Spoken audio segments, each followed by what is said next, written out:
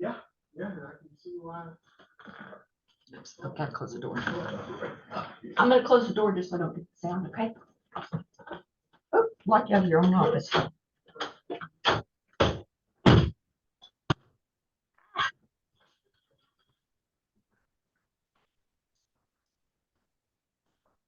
Okay, thank you so much, everyone, for joining us today.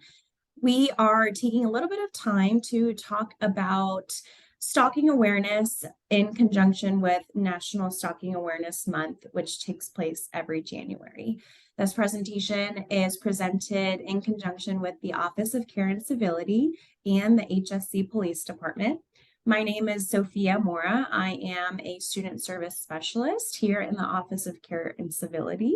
And with me, I also have part of the HSC Police Department, and I'll let them introduce themselves.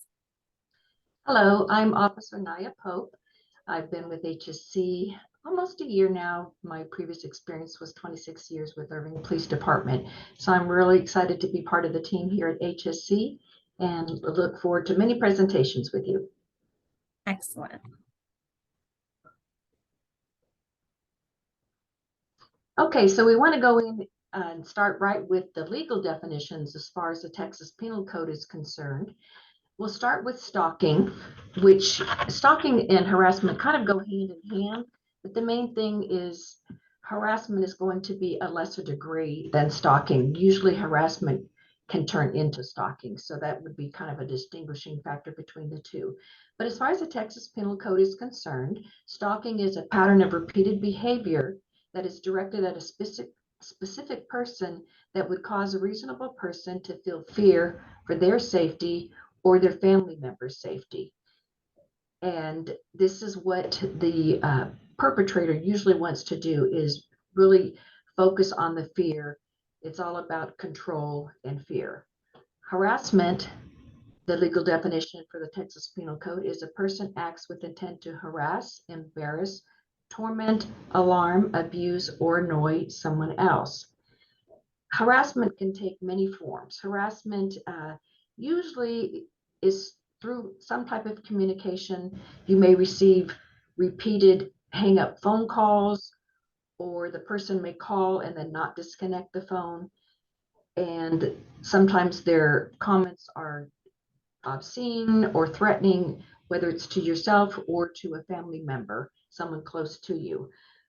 Sometimes they may tell you something like, make a false statement and saying someone close to you has been severely injured or dead, again, to cause that fear. So harassment is more of a fear type thing, and that's where repeatedly it can lead into the stalking.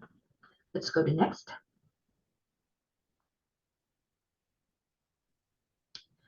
Okay, stalking does go hand in hand also with domestic violence. Domestic violence situations do involve stalking of the victim by an estranged partner. Now, stalking does not have to be a stranger. I'm sorry, an intimate partner. It can also be an acquaintance, or it could also be a stranger, but the majority of them are going to be intimate partners. 1 in 6 women and 1 in 17 men have been stalked by an intimate partner during their lifetime. The abuser uses different tactics such as intimidation, isolation, threats, harmful language, and physical violence to control their partners.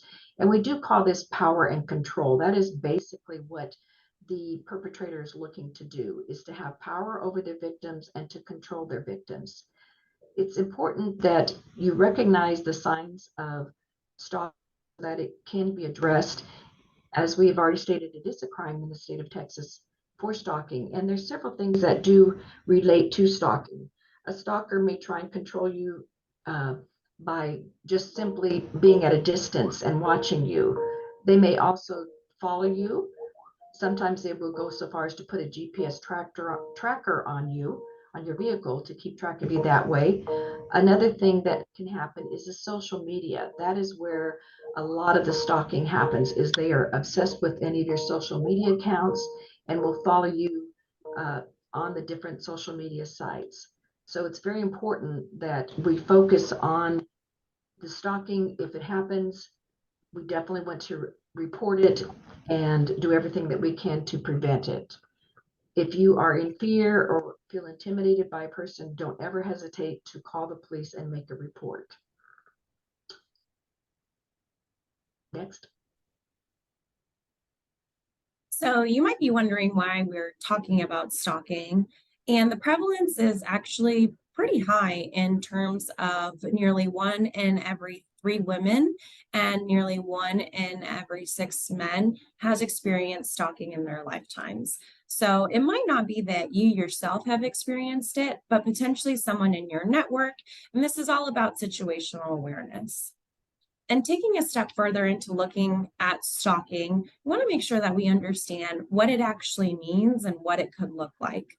So when we talk about stalking, we usually reference it as a pattern of 2 or more incidents of behavior directed at a specific person that would cause a reasonable person to fear for their safety or the safety of others, or suffer substantial emotional distress. There is a disclaimer there that stalking does vary between jurisdiction, but for the most part, you can use that definition as your definition of stalking.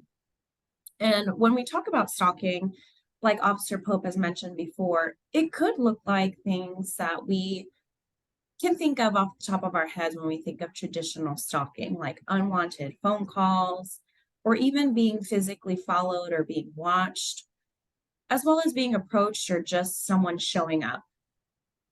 When we're talking about who is actually doing the stalking, it's kind of interesting to see on the right-hand side here, this wheel or pie chart that shows you the prevalence of who is actually doing the stalking. So most of the time, 42% of the stalkers are acquaintances, followed behind 40% being current or former partners. But most often it is an acquaintance. Of course, about 19% of the stalkers can be strangers as well. And I think it's also notable to realize that it can even be a person of authority, family member, or someone that you had a brief encounter with. Now, here on campus, there are many different resources that you can tap into if you believe that there is stalking taking place, either with yourself or someone in your network. As always, if you see something, please report it. First of all, we always have the care team available through the Office of Care and Civility. We take referrals. You can either check us out online, or you can always give us a call with our 24/7 line, which is available at 817-735-2740. We also can schedule appointments for you with the care team, which can take place in office or virtually as well. The QR code there is for your convenience. It'll take you straight to the website for you to be able to report a person of concern. Additionally, we have many other resources on campus, including Title IX. We have April Daniel, who is the interim Title IX coordinator, who's heading that office currently. And to the right, you'll see a QR code as well to report an incident to the Title IX office. Their number and email is listed, and their hours are Monday through Friday from 8 to 5.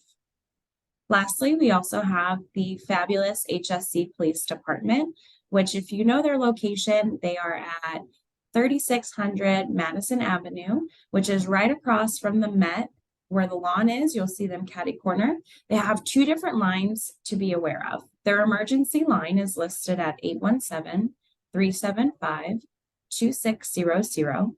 And their non-emergency line is listed at 817-735-2210. You'll always see our friendly police officers walking around campus, and if you see them, don't hesitate to say hi.